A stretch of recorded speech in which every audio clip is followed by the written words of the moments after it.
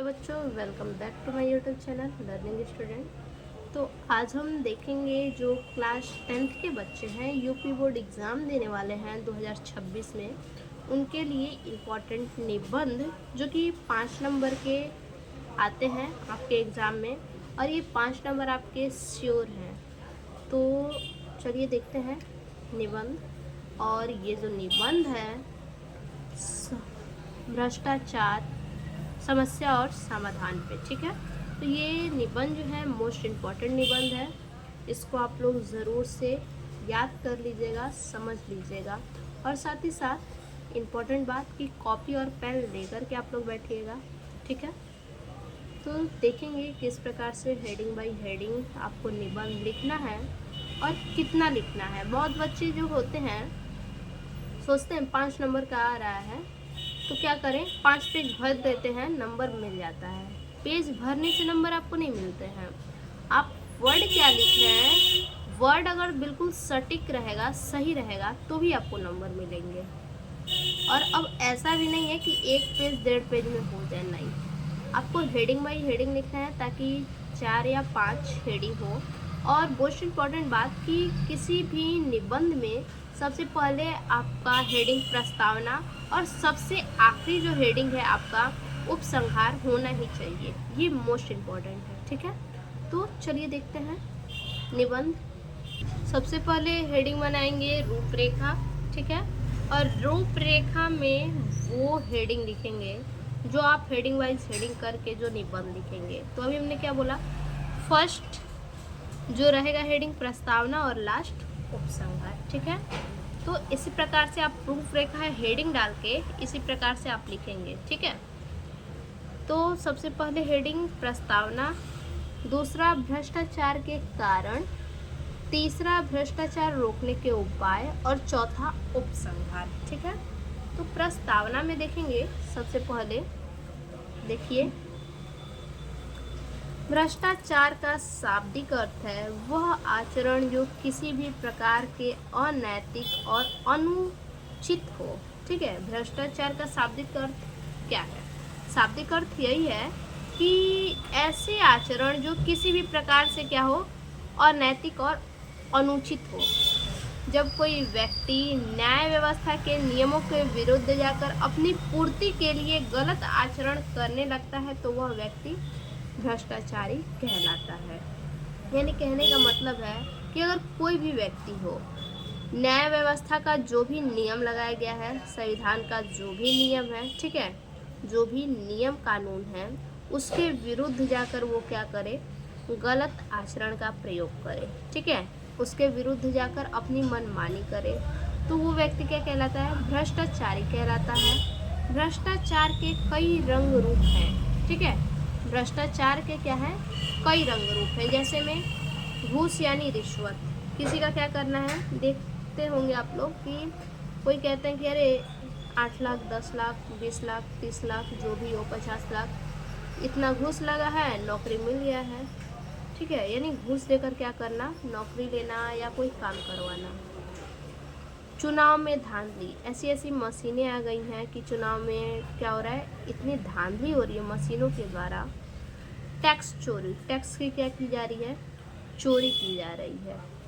और सरकार भी चोरी कर रहा है, जहाँ उसको प्रॉफिट है जीएसटी लगा रहा है, जहाँ प्रॉफिट नहीं है वहाँ जीएसटी नहीं लगा रहा है, ठीक है। जैसे कि पेट्रोल डीजल पे देख लीजिए, पेट्रोल डीजल पे जो है कि जीएसटी नहीं लगा है क्योंकि सरकार को प्रॉफिट नहीं है, वहाँ पे लॉस है, इसीलिए सरकार जीएसटी वहाँ नहीं लगाया है। सस्ता सामान लाकर महंगा बेचना, ठीक है, सस्ता सामानों को लाकर क्या करना, महंगा करके बेचना। झूठा मुकदमा आदि, जैसे कि झूठा मुकदमा कह सकते हैं आप कि आपकी ज़मीन है और कोई आके क्या कर दिया, उस पर हक जता रहा है, और उस पर घर बनवाने को सोच रहा है, वहाँ रहने को सोच रहा है, और वो क्या कर दिया, उस ज़मीन को लेने के लिए, आपकी ज़मीन को लेने के लिए वो क्या कर दिया, मुकदमा कर दिया, झूठा मुकदमा कर दिया, क्योंकि ज़मीन तो आपकी है, ठीक है। तो वो क्या कहलाएगा, झूठा मुकदमा कहलाएगा। चीज़ उसका नहीं है, चीज़ आपका है, लेकिन वो क्या कर रहा है, हड़पना चाह रहा है, और उस पर क्या कर दिया, मुकदमा कर दिया, ठीक है। तो उसे ही कहते हैं झूठा मुकदमा। तो ये सभी के सभी क्या हैं, भ्रष्टाचार ही है, ठीक है। उसके बाद भ्रष्टाचार के कारण देखते हैं। भ्रष्टाचार के कारण में जो है कि पहला हेडिंग हो जाएगा असंतोष। असंतोष यानी जब किसी को अभाव के कारण, अभाव यानी कमी के कारण कष्ट होता है, जब किसी को किसी कमी के कारण क्या हो, कष्ट हो, दिक्कत हो, तो वह भ्रष्ट आचरण करने के लिए विवश हो जाता है। ठीक है, भ्रष्ट आचरण करने के लिए क्या हो जाता है, विवश हो जाता है। जैसे कि किसी का परिवार नहीं चल रहा है, किसी के परिवार का रोजी रोटी नहीं चल रहा है, तो वो क्या करेगा, जाहिर सी बात है चोरी चमारी करेगा। ठीक है, चोरी चमारी करेगा। किसी को मारने के लिए अगर कोई कहे पैसा देकर, तो वो पैसा लेगा, उसको मार देगा। यानी कि वो क्या करेगा, अपनी जो पूर्ति है, अपना पूर्ति करने के लिए वो क्या करेगा, किसी का भी चोरी कर सकता है, कुछ भी वो कर सकता है। ठीक है, बस उसको पैसे मिलने चाहिए, गलत काम जो भी हो वो कर देगा, बस उसको क्या करना चाहिए, पैसे चाहिए। क्योंकि उसका जो पूर्ति है, जो अभाव है, वो कैसे पूरा होगा, जाहिर सी बात है पैसे से ही पूरा होगा। आजकल सब कुछ पैसा ही है, पैसे से ही पूरा होगा। जब उसके पास पैसे की कमी होगी, पैसे चाहिए होंगे, तो जाहिर सी बात है उसका आचरण गलत हो ही जाएगा। ठीक है, भ्रष्ट आचरण इसी को कहते हैं। उसके बाद दूसरा नंबर है स्वास्थ्य और असमानता। असमानता आर्थिक, सामाजिक या पद प्रतिष्ठा के कारण भी व्यक्ति अपने आप को भ्रष्ट बना लेता है। जी हाँ, सही बात है। देखिए, असमानता या फिर आर्थिक, सामाजिक, पद प्रतिष्ठा के कारण। असमानता का मतलब है कि जैसे कई लोग हैं, ठीक है, उसमें कुछ पैसे वाले हैं, ज़्यादा पैसे वाले हैं, कुछ कम पैसे वाले हैं, या फिर कई कास्ट के लोग हैं, उच्च जाति के भी हैं, नीच जाति के भी हैं। तो वहाँ लोग क्या करते हैं, असमानता दिखा देते हैं, अरे ये तो नीच जाति का है, कुछ भी कर लेगा, कैसे भी कर लेगा, कोई दिक्कत नहीं है। ठीक है, तो इसी को कहते हैं असमानता। लोग हीन भावना से देख के कहते हैं। आर्थिक, सामाजिक या पद प्रतिष्ठा के कारण जो पैसे वाले लोग होते हैं, अक्सर आप लोग देखते होंगे, उनका वाहवाही लोग ज़्यादा करते हैं। ठीक है, वाहवाही ज़्यादा करते हैं, उनकी बातों को ज़्यादा केयर करते हैं, ज़्यादा सुनते हैं, जो वो कहता है वही लोग करते हैं, क्योंकि वो पैसे वाला है। कहीं दिक्कत होगा कुछ भी, तो वो तुरंत क्या होगा, सपोर्ट करेगा। यही सोच के लोग क्या करते हैं, उनकी बात सुनते हैं। व्यक्ति अपने आप को क्या करता है, भ्रष्ट बना देता है। इसी कारण व्यक्ति क्या करता है, जाहिर सी बात है, अगर किसी के साथ भेद भावना कुछ भी करेंगे, तो कब तक अगला बर्दाश्त करेगा, भ्रष्ट बना ही लेगा खुद को। हिंसा और ईर्ष्या से शिकार हुआ व्यक्ति, देखिए, हिंसा से और ईर्ष्या से, ईर्ष्या यानी घृणा भाव से।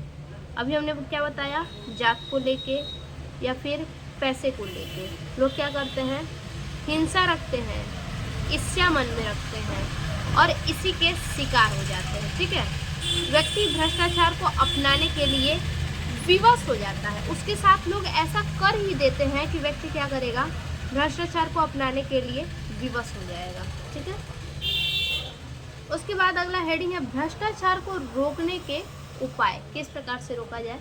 देखिए, यह एक संक्रामक रोग की तरह है। जी हाँ, भ्रष्टाचार जो है एक प्रकार से संक्रामक रोग की तरह है भ्रष्टाचार। ठीक है, आज भ्रष्टाचार की स्थिति यह है कि व्यक्ति रिश्वत के मामले में पकड़ा जाता है। आप जगह जगह सुनते होंगे, मोबाइल पे, टीवी पे, रेडियो पे, कहीं भी आप सुनते होंगे कि लोग क्या कर रहे हैं, पकड़े जा रहे हैं, पैसा के मैटर में पकड़े जा रहे हैं, इतने पैसे निकले हैं, इतने नकली सामान निकले हैं, बहुत ज़्यादा लोग पकड़े जा रहे हैं। ठीक है, रिश्वत लेके किसी को मार दे रहे हैं, यानी पैसे लेके पहले से पैसे ले रहे हैं और मार दे रहे हैं। ठीक है, यानी पैसा ही सब कुछ करवाता है, पैसा लेके किसी को जेल में भेजवाना है, भेजवा दे रहे हैं। ठीक है, और रिश्वत देकर ही छूट जाता है, और रिश्वत देके क्या करते हैं, छूट जाते हैं। आजकल सब कुछ पैसा है, पैसा से हर एक काम होता है। जैसे कोई झूठे केस में किसी को फंसा दिया, ठीक है, तो पैसे देके उसको फंसा दिया, ठीक है, तो पुलिस को तो खरीद लिया, जाहिर सी बात है, खरीद लिया। लेकिन अब उसको क्या करना है, छुड़वाना है। अब कोई और क्या करेगा, अगर छुड़वाना होगा तो उसी पुलिस को रिश्वत दे के यानी पैसे दे के छुड़वा भी देगा, ठीक है। तो इसी को कहते हैं कि कुछ व्यक्ति क्या है, रिश्वत के मामले में पकड़े जा रहे हैं। ये भी एक प्रकार से क्या है, सबसे बड़ा भ्रष्टाचार है। जब तक इस अपराध के लिए कड़ा दंड नहीं दिया जाएगा, जब तक इसके लिए कड़ा दंड नहीं बनाया जाएगा, तब तक यह बीमारी दीमक की तरह पूरे देश को खा जाएगी। जैसे दीमक धीरे धीरे करके क्या करता है, बिल्कुल खा जाता है लकड़ी को, उसी तरह से क्या है, ये रिश्वत वाली बीमारी भी, भ्रष्टाचार भी धीरे धीरे क्या करेगी, पूरे देश को खा जाएगी। लोगों को स्वयं में ईमानदारी करना होगा, ठीक है। लोगों को क्या करना होगा, खुद के अंदर ईमानदारी लानी होगी। आने वाली पीढ़ी तक सुआचरण के फायदे पहुंचाने होंगे। सुआचरण यानी सुंदर आचरण, जो आगे आने वाली पीढ़ी है उनके अंदर अच्छे आचरण के फायदे क्या होंगे, पहुंचाने होंगे। लेकिन ये क्या है, असंभव चीज़ है, ये हो ही नहीं सकता है, ठीक है। तो ये हो गया भ्रष्टाचार को रोकने के उपाय। उसके बाद अगला और लास्ट हेडिंग जो होगा वो होगा उपसंहार, ठीक है। तो उपसंहार में हम देखेंगे भ्रष्टाचार हमारे नैतिक जीवन मूल्यों पर सबसे बड़ा प्रहार है। जो भ्रष्टाचार है वो नैतिक जीवन मूल्यों पर क्या है, सबसे बड़ा प्रहार है। भ्रष्टाचार के खिलाफ लोगों को जागरूक करने के लिए 9 दिसंबर को अंतर्राष्ट्रीय भ्रष्टाचार विरोधी दिवस मनाया जाता है। देखिए, भ्रष्टाचार के खिलाफ लोगों को जागरूक करने के लिए, लोगों को रोकने के लिए, ताकि लोग भ्रष्टाचार न करें, भ्रष्टाचारी न हो, चोरी चमारी रिश्वत ये सब न ले, न करें। इसी के कारण 9 दिसंबर को क्या किया जाता है, अंतर्राष्ट्रीय भ्रष्टाचार विरोधी दिवस मनाया जाता है, ठीक है। संयुक्त राष्ट्र महासभा ने 31 अक्टूबर 2003 को, ठीक है, जो संयुक्त राष्ट्र महासभा है वो 31 अक्टूबर 2003 को अंतर्राष्ट्रीय भ्रष्टाचार विरोधी दिवस मनाए जाने की घोषणा की, ठीक है। 31 दिसंबर 2003 से ये क्या हो गया, अंतर्राष्ट्रीय भ्रष्टाचार विरोधी दिवस मनाना शुरू हो गया। भ्रष्टाचार आज किसी देश की नहीं बल्कि संपूर्ण विश्व की समस्या है। ऐसा नहीं है कि ये जो भ्रष्टाचार है केवल भारत में ही है या फिर केवल यूपी में ही है, नहीं, ये भ्रष्टाचार पूरे विश्व में, पूरे कंट्री में है, ठीक है। तो इसे कम करना बहुत ज़्यादा ज़रूरी है, ठीक है। तो आज के लिए बस इतना ही। फिर से मिलते हैं एक और नए वीडियो में नए टॉपिक के साथ। तब तक के लिए धन्यवाद।